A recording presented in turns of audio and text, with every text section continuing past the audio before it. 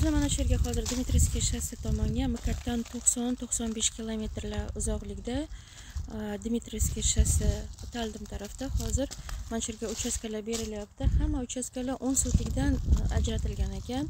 Bemalol bu yerga propiska qilsangiz ham bo'ladi. Uylar уже qurib bitib, insonlar yashayapti bu yerga. Moskovskiy oblastda, yana sizga Moskovskiy oblastda propiskasi bo'ladi. Yerlari teksir ekan. Hamma mana bu aylanib o'tdik, ikkita uchta ko'chasiga kirib, yerlari unqur-chunqur emas, teks yo'llari.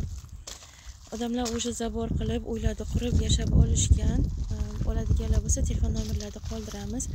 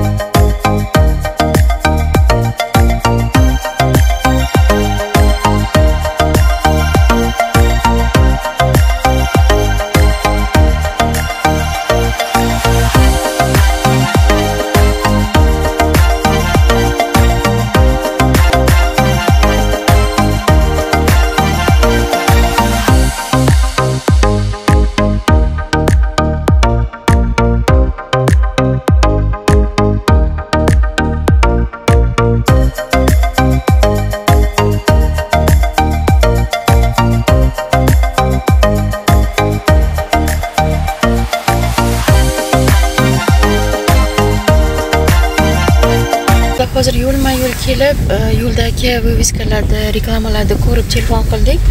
Bu yerdan 14 kilometrmi, 14-15 kilometr uzoqlikda bo'lgan uylarda so'radik. Yerga ham uchastok продается deb qo'yishgan. 10 sotiga 1 million 200 ming, 1 million 300 ming deyishyapti. Bularda ham hademay narxi oshib ketadi.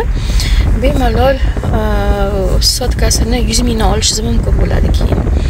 Hozirga arzon. Agar imkon bo'lsa, mana Moskva oblastida Dmitriyskiy shossiga bemalol uchastkalarda olib, qurib, Moskovskiy oblastida propiskasini qo'yib olsangiz bo'ladi.